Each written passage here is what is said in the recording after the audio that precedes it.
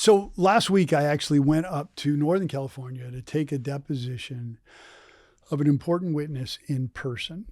And I want to talk about some of the techniques that we've lost in transferring from in-person depos to remote depos, and then go over some other techniques. So, pre-COVID, pre-2020, it was basically never happened that depos happened remotely. The most that ever happened was maybe somebody was on the phone while a live depo was happening. The live depos, and if you look at my YouTube videos and some other videos, you had a lot of ability to control the witness in ways like using a whiteboard, like standing up, like doing various things, because you were in the same proximity with the witness. That's been lost in remote depos. And so we have upticked on taking live depos, right? We've gone back to that, especially on important witnesses. And I just took a live depo, and I want to talk about some of the techniques and how I was able to effectively get answers, control the witness and the depo because I was there live. Okay.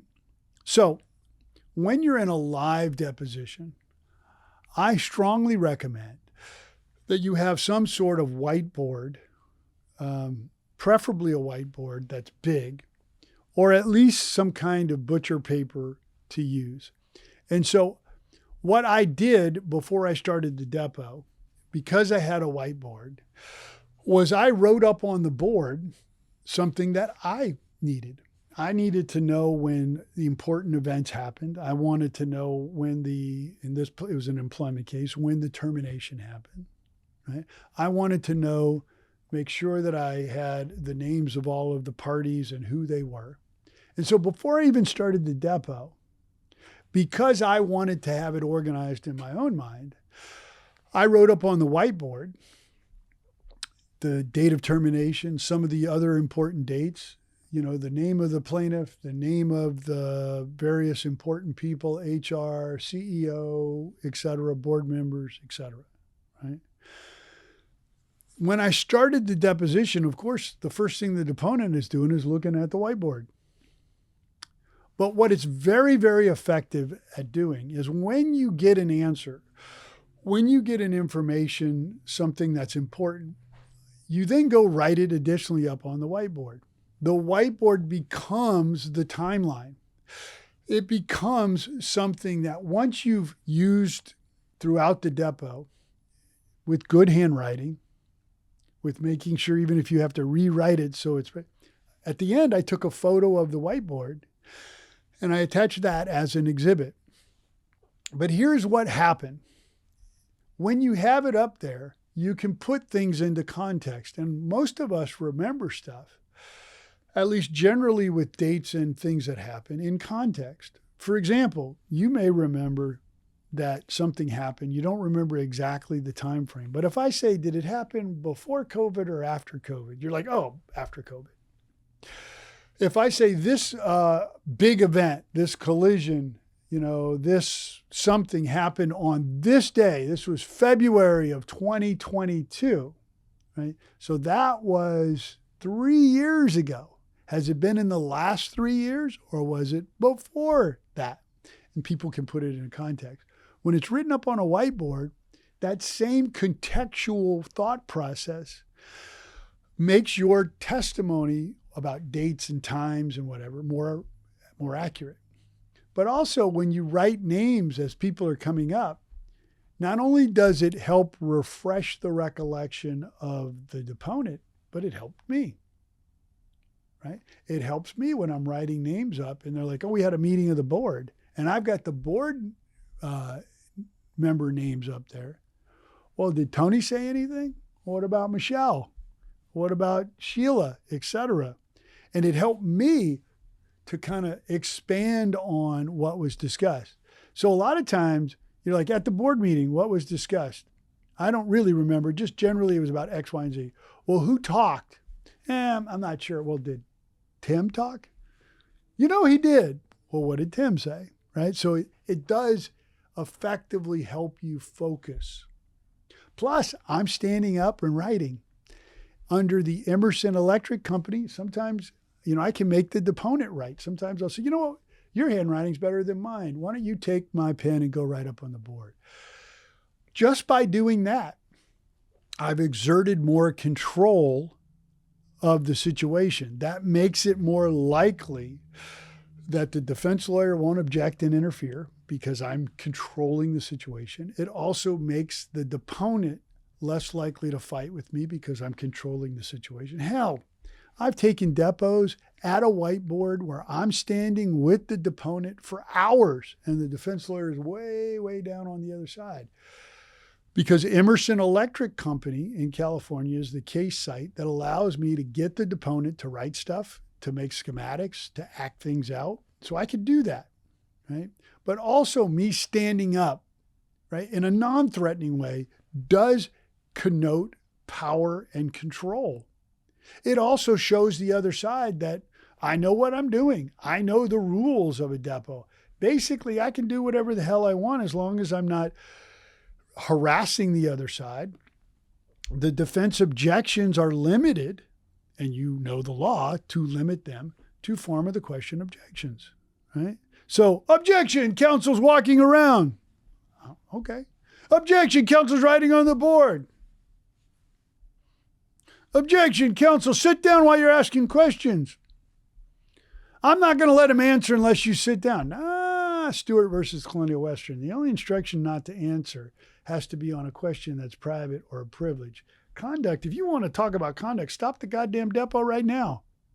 But I can do anything I want as long as I'm not Sir, am I harassing you right now? Do you feel intimidated by me standing up? I do. Well, let me take a couple steps back. How about now? You're intimidated. Well, I got to tell you, at trial, I'm going to be standing just like this right in front of you asking you questions. Are you going to tell the jury that that's intimidating to you? Step back, go back. But you see, that's control. That is power. That power is not some unfair, illegal, against the rules power. It's knowledge of the rules. It's knowledge of what you can do. It's stepping outside your comfort zone to be able to do those things and to know that you can do those things. To have them in a format that you are controlling the questions and the answers, really important. Really important. That doesn't happen really in a remote depo. Now, by the way, when I am on remote in my office, I'm walking the hell around everyone, right? Secondly, I'm courteous but strong, right? People think that, well, if you're civil, if you say please and thank you, that you must be weak. And that's just somebody who doesn't understand what strength is. Strength is your ability to assert yourself. And how you assert yourself can be an asshole or not, civil or not. I believe that asserting yourself civilly and demanding that things happen, but because you're right, is very, very strong and powerful. So I'm polite. I'm civil. When we take a break and I go get a cup of coffee, I ask the deponent, can I get you anything? Do you want something? I've had so many times kind of obstinate deponents at the beginning of a depo where I'm like, you know what, you seem really angry. Are you hungry? Can I help you with something? I'm going to go get some power bars. You want one? I don't want none of your goddamn food. I'll go buy power bars. I'll come in. I'll eat one while I'm doing the depo. Let the record reflect Mr. Alder's eating. That's not against the rules. You know what? I am, and it's delicious. And I'll have the power bars there. At some point, the deponent takes a power bar. I've established control. I've also got him less angry, and he's going to eat something, so he's probably more chill, etc. There's a bunch of positives. But that doesn't happen in a remote depo. The last thing I want to do, and I'm going to repeat this in a couple of different things because I've made some short forms on this, is in that depo, not remote, that in-person depo, the deponent was a lawyer, nice guy, knowledgeable, right, smart person, was able to understand all my questions until the defense lawyer objected to my question about it being vague. And then the guy's brain went to mush. Objection vague, because he didn't like my question. And now the deponent said, I don't really understand that question. Could you repeat it? I repeated it. I said, well, let me ask it again. Then later on, objection vague. And now the deponent went from a learned scholar to, a third grader. I don't understand what you're saying. One more time it happened. And I said, okay, I'll rephrase again, but I just want to tell you, you're a smart man. You're really candid, and I appreciate it. Until your lawyer objects on vague, and then you say you don't understand anything under the sun. And counsel, you're welcome to keep doing that. I just wanted to tell you, though, that if this continues at trial, I'm going to put together a compilation of a smart man until the defense gets involved. And then I'm going to play all of the different questions and the answers of vague, I don't know, vague, can you rephrase, vague, whatever. And he probably will have answered all those questions fully and understood them on your direct. So just keep going. Never happened again. Now, I know those are the rules. I called it out. I'm standing while I'm doing it. I'm being polite, but assertive. That is called good depo taking. Right? That is called getting good cross-examination and answers to your questions. The silver lining. They're judging you. They're writing to the carrier about the quality of your client's case. They may or may not mention you as the lawyer. Sometimes they're like, lawyer's good. Many times they don't want to put in there that they're concerned that this plaintiff lawyer seems like they know what they're doing. They know the law. They know how to act. They know what they're doing. Oh, shit, that probably means they know how to try cases. That probably means they spend money on cases. That probably means I can't lowball them, et cetera, et cetera, et cetera. And thus the report to the carrier is, wow, this is a pretty good case for the plaintiff. I'm going to need some money, right? All of that goes into things, right? All of that goes into being a good advocate for your client. Now, I've done a lot of videos on depos. I love taking depositions. I have literally thousands of depositions of experts that I've taken or cross-examined at trial. I have the transcripts, but I have others as well. Really good lawyers that have done this, and I'm happy to provide this to you for free. Really, no strings attached. All you got to do is email me or reach out. My info's in the bio or the video description. If you need specific information on how to deal with topics in a deposition, I've got tons of videos on YouTube, on my social media, on Instagram, on TikTok. Please reach out.